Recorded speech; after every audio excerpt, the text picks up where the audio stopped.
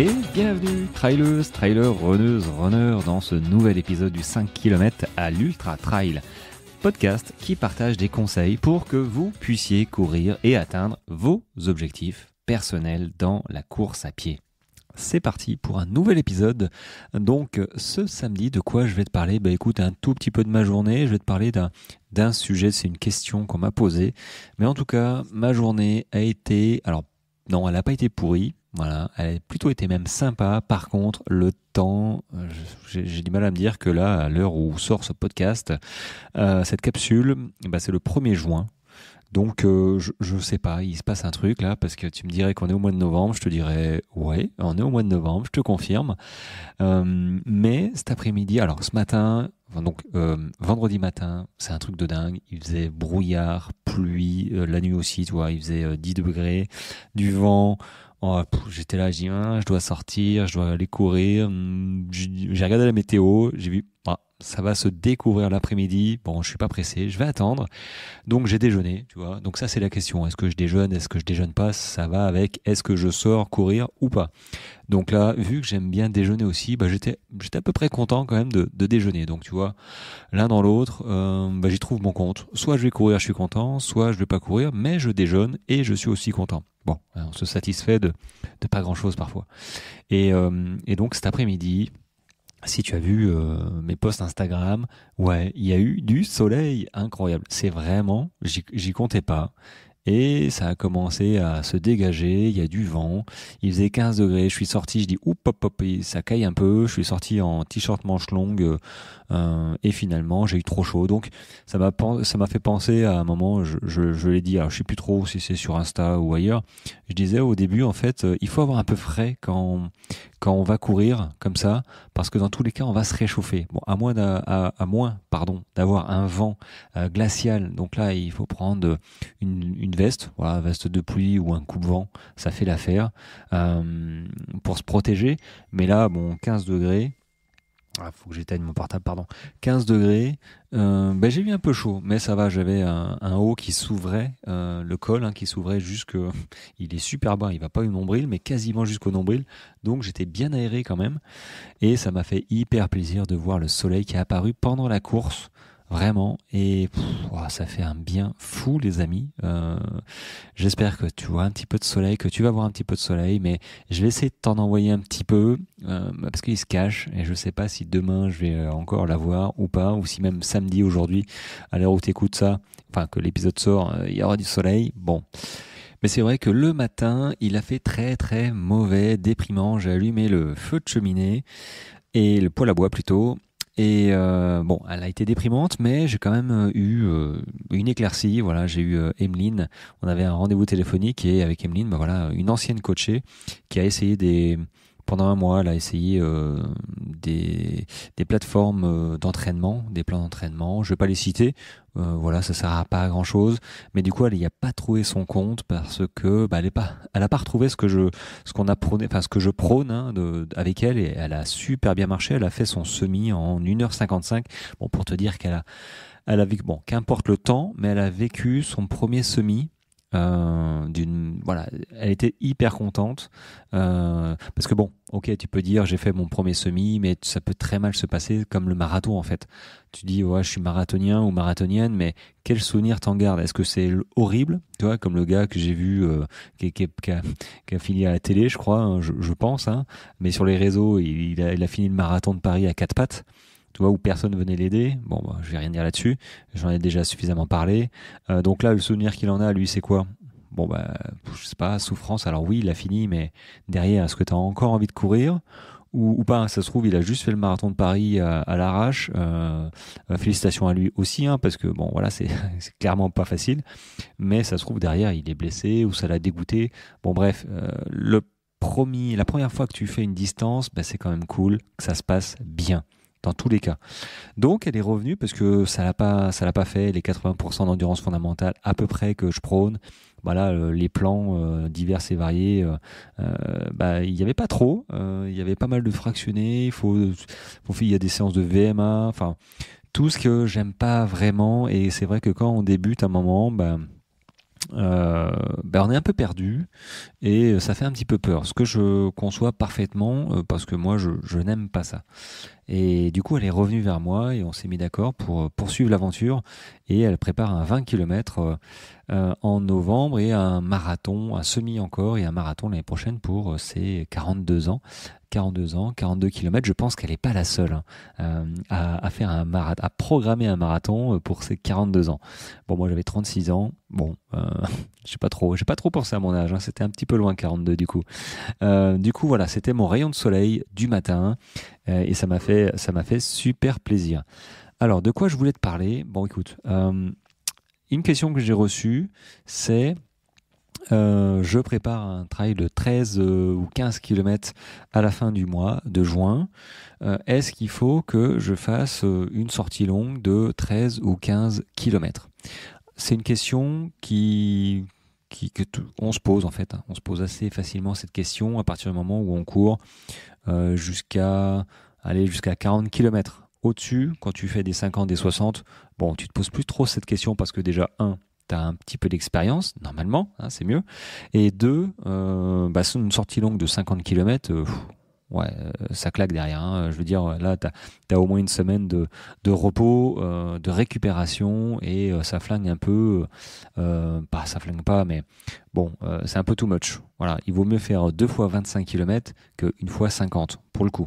Mais bon, globalement, jusqu'aux 30 ou 40 km, à partir de courses de 10 km, 20, 30, 40, on peut se poser la question, est-ce qu'il faut que je fasse des sorties longues ou la plus longue à hauteur de la course? Alors, que te dire?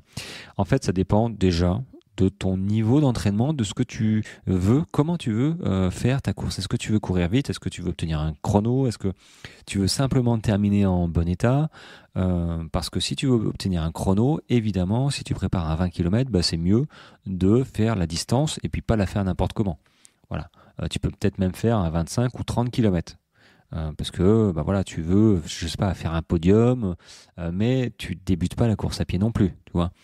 Maintenant, pour ceux qui sont un peu moins expérimentés et qui veulent simplement terminer la course en pas trop mal mauvais état, tu vois, en bon état, voilà, c'est normal de souffrir, mais voilà, clairement, je te déconseille d'aller courir une sortie longue de 30 km pour un trail de 30 km. Voilà. Après, tout dépend. Si ça fait 3 ans que tu cours, bon, que tu as l'habitude, il n'y a pas de problème. Mais il y en a qui veulent vite faire des 30 km au bout d'un an et demi. Bon, c'est un peu tendu. Donc, clairement, sur un trail de 15 km, tu peux faire une sortie longue, voilà, de 15 km. Je pense que ça passe, c'est pas mal. Maintenant, tu prépares un semi ou un trail de 21 km, par exemple. C'est pas essentiel de faire 21 km. Tout dépend de ton niveau. Si tu en as fait plusieurs, ok, tu peux faire 21 km en sortie longue. Mais clairement, si c'est ta première distance, tout ça, 21 km, ce sera déjà ta distance max. Donc, je pense que la sortie, on va dire, la plus longue, va s'approcher des 17-18 km. Ça sert à rien de faire un 21 km parce que le ratio avantage et récupération, tu vas être trop fatigué physiquement pour poursuivre ton entraînement d'une manière optimale. Alors oui, tu auras fait les 21 km, mais derrière, tu vas mettre trop de temps à récupérer. Et c'est pas le but. Là, clairement, si tu t'arrêtes à 16, 17, allez, 18 km maximum, ça te permet déjà d'avoir poussé ton corps, d'avoir créé des fibres à contraction lente, peut-être un peu plus rapide suivant tes séances. Mais du coup, ça va quand même limiter un petit peu ton degré de fatigue. Tu vas mettre moins de temps à récupérer. Et les 3 km qui restent, tu le vois, Emeline, elle l'a fait, tu vas au mental. Et en plus, elle a couru, c'était dur, mais elle a couru du coup plus vite sur la fin que sur le début. Parce que c'est ce que je lui ai demandé. Alors bon, entre demander et faire, c'est vrai que sur une course, c'est pas évident parce qu'on part super vite. Enfin, on peut partir super vite. Il y a des gens et on est pris dans cet élan généralement, mais il faut se calmer assez rapidement suivant notre tactique et notre stratégie de course et suivant le profil aussi. Donc, une course un trail de 10 ou 15 km, ok, tu peux faire 15 km de sortie longue. Maintenant, au-dessus, si t'es pas trop expérimenté, un trail de 21 km, 25 km, bon, sortie longue de 25 km, c'est pas essentiel, clairement. Sauf si t'es habitué, ok. Mais sinon, sortie longue, 18, allez, 20 km maximum pour un trail de 25. Et ainsi de suite. 30 km, ça va déjà demander plus de 3 heures de course. Hein. S'il y a du dénivelé, on évite à 4 heures, voire plus. Donc là, forcément, si t'es pas expérimenté, si t'as pas l'habitude, si tu veux pas faire un podium, donc tu cours classiquement, tu as monté gentiment les distances pour te challenger. Tu vas te challenger sur un 30 km avec un petit peu de dénivelé généralement. Bah oui, si tu te challenges, ça veut dire que cette distance, tu l'as jamais faite. Donc, c'est comme un marathon, globalement, tu fais pas 42 km. Bah là, c'est pareil, tu fais pas 30 km. Par contre, moi, je conseille de faire 20, peut-être 25 km, suivant ton temps, comment se passe ton entraînement.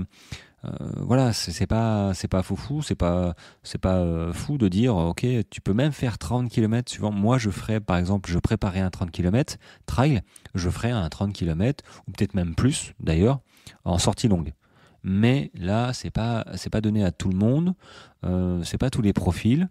Pour ceux qui se challengent sur une première distance, bah, comme toutes les premières distances, hein, bah oui, on la fait pas globalement. On s'en approche, mais si on fait la distance, ça va générer trop de fatigue derrière.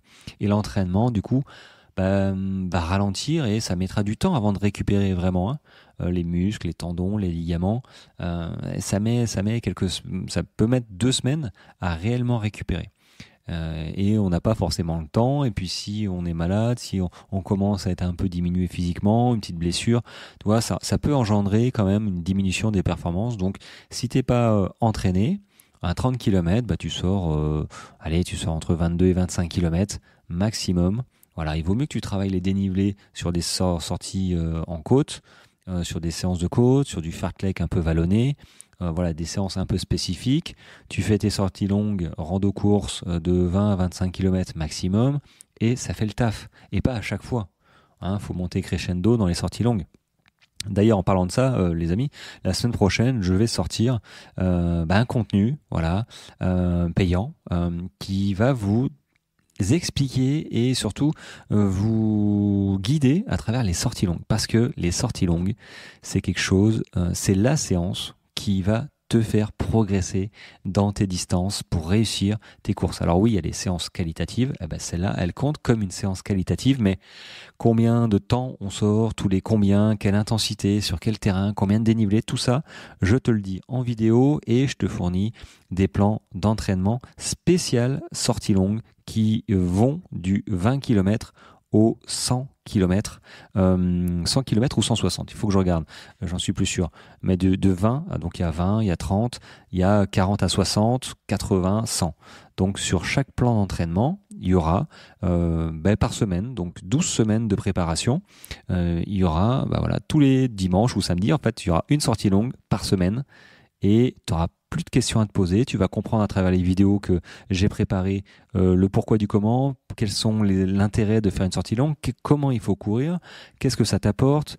Voilà, vraiment tout ce qu'il faut que tu saches sur la sortie longue, comment la faire, comment la préparer et tu n'auras plus qu'à suivre les plans d'entraînement pour suivre les séances petit à petit, de semaine en semaine pour arriver sur ta course avec les bonnes sorties longues. Donc ça, ce sera la semaine prochaine. J'enverrai tout ça j'en parlerai sur le podcast et évidemment en newsletter, j'enverrai le lien qui va te renseigner. Et en tout cas, j'ai pris beaucoup de plaisir à faire tout ce contenu parce que je recevais pas mal de questions et c'est normal d'être un peu paumé. Et c'est très difficile en fait de s'entraîner comme ça. Ça demande du temps. Voilà, réellement, ça demande de l'implication. Alors oui, c'est super, hein, les courses à pied, c'est une passion, machin, mais quand même, ça demande du temps toutes les semaines. Et plus on prépare une course longue, plus ça demande du temps. C'est comme ça, c'est normal. Hein. Je m'entraîne pas pareil sur un 160 que sur un 30 km. C'est logique. Donc ça demande du temps et si ça demande du temps, autant faire les bonnes séances au bon moment et être certain que ce soit qualitatif et pas un petit peu dans le vent. Voilà, soit surdosé, soit sous-dosé. Donc tout ça sera disponible la semaine prochaine. Donc pour en revenir, sortie longue, passer 30 km, donc déjà 30 km c'est 20, 22, 25 km maximum, même si je le rappelle, ça dépend de ton niveau. Au-dessus, prépare un 40 km, ta sortie longue max, ce serait 30 km. Voilà. Et après, les 50, les 60, les 80, on parle pas forcément en temps en kilométrage, on va peut-être parler un moment en durée, en temps. Voilà, tu prépares un 80 km, bon bah ok, il faut que tu sortes, on va dire globalement à 40 km, faire une sortie rando-course et un moment de 6, 7, 8 heures, voilà, pour obliger ton corps en fait et pas découvrir ça sur la course, l'obliger à courir, marcher pendant 6, 7, 8 heures.